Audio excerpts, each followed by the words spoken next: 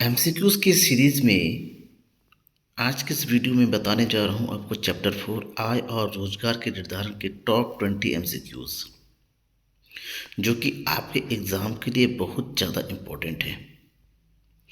पूरी वीडियो को देखेंगे लास्ट तक तो आपको सारे इम्पोर्टेंट एमसीक्यूज विद आंसर यानी कि आंसर के साथ पता चल जाएगा। सब्सक्राइब नहीं किया है तो सब्सक्राइब जरूर कीजिएगा, लाइक कीजिएगा और हाँ, आपके डाउट्स को कमेंट बॉक्स में कमेंट लिख के ज़रूर बताइएगा। मैं इसको सॉल्व करने की पूरी कोशिश करूँगा। चलिए टाइम बर्बाद ना करते हुए हम शुरू करते हैं क्वेश्चंस का सिलसिला, जो सबसे ज़्यादा इम्पोर्टेंट है आपके लिए। आप देख रहे हैं द इकोनॉमिक्स गुरु। पहला क्वेश्चन है, पूर्ति स्वयं मांग का सृजन करती है, यह कथन किसने दिया है? ऑप्शन दे रखा है जे बी से ने, जे एस मिल ने, कीन्स ने या रिकार्डो ने। तो इस क्वेश्चन का जो आंसर है वो है आपका प्रोफेसर जे बी सेने, यानी कि option number A is right. J B सेने ने कहा था कि किसी भी अर्थव्यवस्था में जो उसकी पूर्ति होती है उसकी मांग का सृजन करती है। ठीक है, next question, question number 2। General theory of employment interest and money नामक पुस्तक के लेखक कौन है? यानी किन्होंने general theory of employment interest and money के नाम पे लिखा? ठीक है ना। तो ये ऑप्शन दे रखा है Pigou, Malthus, JM Keynes and Marshall. तो इसका सही आंसर होगा ऑप्शन नंबर सी, यानी कि जेएम कीन्स ने। ये राइट आंसर है। Question number 3। विनियोग की मात्रा में वृद्धि होने के साथ एमईसी मार्जिनल एमईसी, ठीक है ना, तो क्या होता है एमईसी में? तो आपको बताना है ये बढ़ती है, घटती जाती है, स्थिर रहती है, या इनमें कोई परिवर्तन नहीं होता है, ये इसमें से कोई नहीं। तो ऑप्शन जो है ए बी सी, विनियोग की मात्रा बढ़ने से मार्जिनल इफिशिएंसी ऑफ कंजप्शन जिसको बोलते हैं, ठीक है ना, मार्जिनल इफिशिएंसी ऑफ कंजप्शन क्या होता है इसमें? तो ऑप्शन है, ऑप्शन नंबर आपका बी, घटती चली जाती है। B is right. Question number 4। निम्नलिखित में से वास्तविक निवेश है, यानी कौन सा वास्तविक निवेश है जो दे रखा है? शेयर खरीदना, पुरानी फैक्ट्री खरीदना, भवनों का निर्माण करना, बैंक में जमा खाता खोलना। शेयर खरीदना, पुरानी शेयर किसी और का होता है, और की कंपनी होता है, पुरानी फैक्ट्री किसी और की कंपनी में पैसा लगा रहे, तो वास्तविक निवेश पूछा गया है। तो इसमें सबसे वास्तविक निवेश है भवनों का निर्माण करना, क्योंकि नया नया होता है और पहली बार पैसा लगाते इन्वेस्टमेंट कर रहे हैं, दैट इज वास्तविक निवेश भवनों का निर्माण करना सही आंसर है। Question number 5। कौन सा कथन सत्य है? इसमें से कौन सा कथन आपका सत्य है? A option M P C plus M P S equal to 0, B M P C plus M P S is smaller than 1, M P C plus M P S equal to 1, M P C plus M P S is greater than 1। तो right answer है आपका, वो है आपका option number C, M P C plus M P S equal to 1, यानी कि अगर M P सी और एम पी एस दोनों को टोटल जोड़ेंगे तो हमेशा उसका 1 ही आना होता है। Question number 6। सामूहिक मांग के प्रमुख घटक कौन कौन सा है? ऑप्शन दे रखा है व्यक्तिगत उपभोग, बी सार्वजनिक उपभोग, सी विनियोग, उपरोक्त सभी।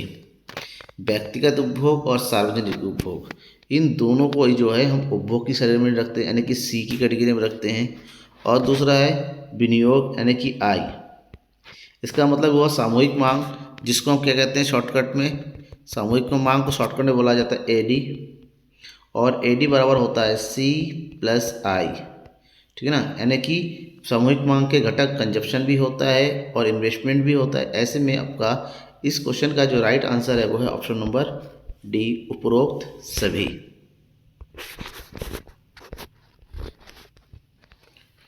Question number 7। Traded economic politic नामक पुस्तक के लेखक कौन है? पीगू, जे बी से, कीन्स या रिकार्डो। तो आपका जो राइट आंसर है इसमें पीगू, जे बी से, कीन्स या रिकार्डो में से ऑप्शन क्वेश्चन नंबर 7 का सही ऑप्शन है बी, जे बी से ने ही ट्रीटेड इकोनॉमिक पॉलिटिक की रचना की थी। Next question, question number 8, Keynes का रोजगार सिद्धांत निम्नलिखित में किस पर निर्भर करता है? प्रभावपूर्ण मांग का, पूर्ति का, उत्पादन क्षमता का, इनमें से कोई नहीं। किन्स का रोजगार सिद्धांत इस बात पर निर्भर करता है कि जिस बिंदु पर किसी भी अर्थव्यवस्था का जो है एएस होता है और उसका एडी होता है, यानी कि समग्र मांग और समग्र पूर्ति आपस में बराबर होता है, उस बिंदु पर जो है रोजगार सिद्धांत निर्धारित होता है, यानी कि पूर्ण रोजगार होता है। और इसको बोलते हैं जिस बिंदु पर आपका एएस बराबर एएस एडी होता है उसे हम बोलते हैं प्रभावपूर्ण मांग, यानी कि इसका राइट आंसर है option number A is right, प्रभावपूर्ण मांग। किन्स के अनुसार अर्थव्यवस्था में आय एवं रोजगार का निर्धारण किस बिंदु पर होता है? अभी मैंने बताया किसी भी अर्थव्यवस्था में आय एवं रोजगार का निर्धारण उस बिंदु पर होता है जिस बिंदु पर वो समग्र मांग और समग्र पूर्ति आपस में बराबर होती है। ऑप्शन जो दे रखे हैं सभी ऑप्शन में एक ही ऑप्शन है, ऑप्शन नंबर ए, जो A D equal to A S की बात करता है, यानी कि option number A is right. Question number 10, गुणक को निम्नलिखित में से किस सूत्र द्वारा व्यक्त किया जा सकता है? गुणक का सूत्र के जो है गुणक का सिंबल है, इसलिए K equal to delta S upon delta I. Delta S मतलब बचत में परिवर्तन डिवाइडेड बाई आई में परिवर्तन। B option K equal to delta Y upon delta I. Option number C K equal to I minus S, इनमें से कोई नहीं। तो ध्यान में आपको ये रखना है कि गुणक का जो सूत्र होता है वो ऑप्शन नंबर बी होता है, यानी कि K equal to delta Y upon delta I, ठीक है ना, यानी कि इन्वेस्टमेंट में परिवर्तन और आय में परिवर्तन का जो संबंध होता है वो गुणक कहलाता है। क्वेश्चन नंबर 11, किन्स का विनियोग गुणक का मूल्य निम्नलिखित पर निर्भर है? किस पर निर्भर करता है?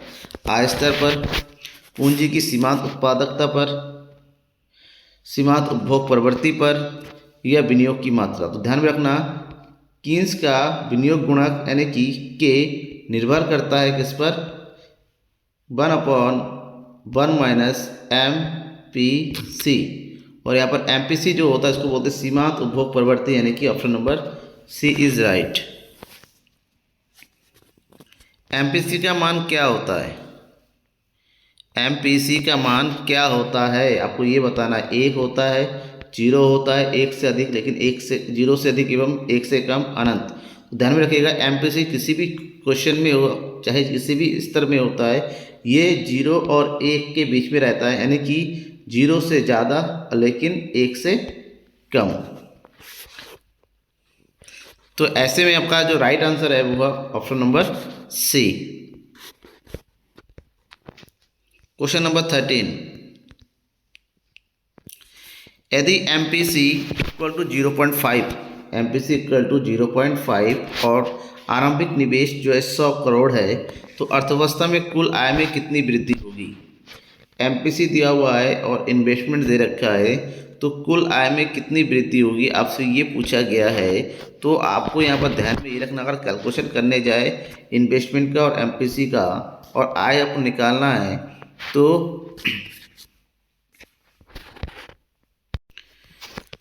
यहाँ पर हमें निकालना है कुल आय में वृद्धि, यानी कि डेल्टा वाई। तो ध्यान में ये रखना है जब आरंभिक विनियोग दे रखा है कि इन्वेस्टमेंट दे रखा है और आपसे आय में परिवर्तन पूछा जा रहा है, तो यहाँ पर डेल्टा वाई का फार्मूला हो जाएगा delta Y equal to delta I upon M P C, यानी कि जो भी इन्वेस्टमेंट दे रखा है उसको एम पी सी से डिवाइड करेंगे। इसका मतलब ये हुआ हम करेंगे 100 डिवाइडेड बाई 0.5। 100 को 0.5 से डिवाइड कीजिए तो पॉइंट से पॉइंट हट गया, यहाँ पर 0 बढ़ गया, तो 5 टू द 10 और 2 0, तो आंसर कौन सा आ रहा है 200। इसमें से 200 वाला आंसर कौन सा? Option number C is right, 200 is our answer.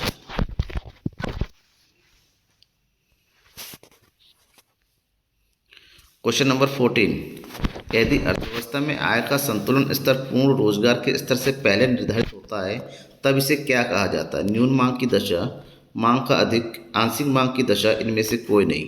तो ध्यान में रखिएगा कि किसी भी अर्थव्यवस्था में आय का संतुलन कहाँ निर्धारित होता है? जहाँ पर वहाँ पर एडी और एएस बराबर होता है, यानी कि ये वाला पॉइंट होता है, इसको बोलते हैं इक्विलिब्रियम पॉइंट। यानी पूर्ण रोजगार का स्तर, ठीक है ना। लेकिन इस पर यह कहा अगर आय का संतुलन स्तर पूर्ण रोजगार से पहले ही निर्धारित हो जाता है, पहले ही निर्धारित हो रहा है, ठीक है, तो उसको क्या कहते हैं, न्यून मांग की दशा कहते हैं, मांग का अधिक बोलते हैं, क्या बोलते हैं, पहले निर्धारित होने का मतलब ये यहाँ पर आ जाएगा पहले इस बिंदु पर। तो यहाँ पर देखिए मांग जो स्तर है उससे क्या होता है, कम होता है, इसका मतलब ये वाला पॉइंट होता है वो होता है न्यून मांग की दशा, यानी कि ऑप्शन नंबर ए राइट आंसर।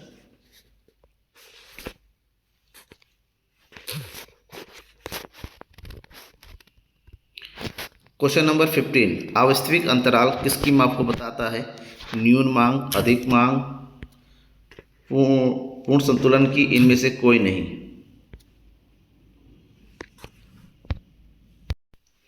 अवास्तविक अंतराल डिफ्लेशनरी गैप किस स्कीम आपको बताता है, न्यून मांग की, अधिक मांग की, पूर्ण संतुलन की, इनमें से कोई नहीं। तो आपका जो राइट आंसर होगा इसमें option number A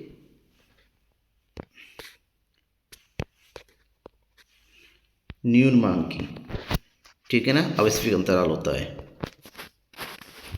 next question number 16, पूर्ण रोजगार के आगे की सामूहिक मांग तथा पूर्ण रोजगार वाली सामूहिक मांग के अंतर को क्या कहते हैं। इसका मतलब होता है पूर्ण रोजगार के आगे की सामूहिक मांग, पूर्ण रोजगार वाली सामूहिक मांग के अंतर को क्या कहा जाता है, अवास्तविक अंतराल कहा जाता है या स्फीतिक अंतराल कहा जाता है, ए और बी दोनों होता है, ये क्या होता है। इसका मतलब ये होता है कि जितनी हमारी सामूहिक मांग चाहिए, यानी कि जितनी सामूहिक मांग चाहिए उसकी तुलना में मांग अगर ज़्यादा हो तो वो स्थिति कौन सी होती है, वो होती है स्फीतिक अंतराल की स्थिति, option number B. Question number 17, राजकोषीय नीति के अंतर्गत निम्नलिखित में से किसी शामिल किया जाता है, सार्वजनिक व्यय, करारोपण, सार्वजनिक ऋण या उपरोक्त सभी। राजकोषीय नीति में किसी भी देश की मुद्रा की पूर्ति के बजट संबंधित आय, व्यय, टैक्स वगैरह कैसे क्या होता है, सब संबंधित नीति अपना ही होती है, जो कि तीनों उसके अंतर्गत आता है, यानी कि इसका राइट आंसर जो होता है वो है ऑप्शन नंबर डी, उपरोक्त सभी। क्वेश्चन नंबर 18, स्फीतिक अंतराल को ठीक करने के लिए मुख्य मौद्रिक उपाय कौन से हैं, बैंक दर में वृद्धि, खुले बाजार में प्रतिभूतियों को बेचना, नकद कोष अनुपात, वृद्धि, उपरोक्त। स्फीतिक अंतराल तभी ठीक किया सकता है जब देश में जो मुद्रा की पूर्ति वो क्या किया जाए, कम कर दिया जाए, और मुद्रा की पूर्ति को कम करने के लिए बैंक रेट बढ़ाना पड़ता है, लोगों से पैसे किस तरह लिया जाए, वाणिज्यिक बैंकों को पैसे की कमी की जाए, इन सब के लिए तीनों ही स्थितियां जो है सही होती है। और जो मौद्रिक नीति होती है केंद्रीय बैंक की, यानी कि इसके लिए हमारा राइट आंसर है option number D is right, उपरोक्त सभी।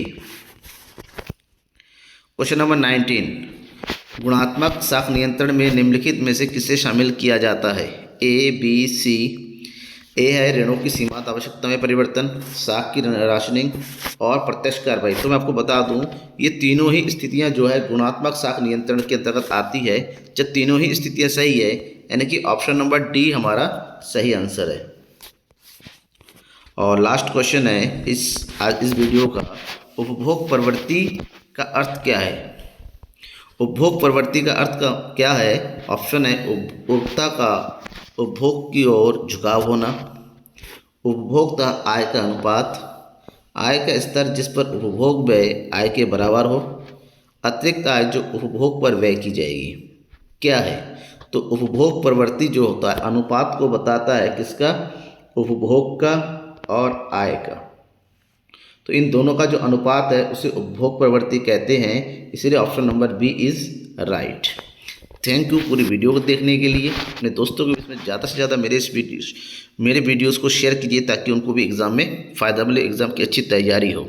और आपके लिए बता दूं जल्द ही मैं लाइव क्लास शुरू करने वाला हूं और आप भी इसमें जुड़ सकते हैं।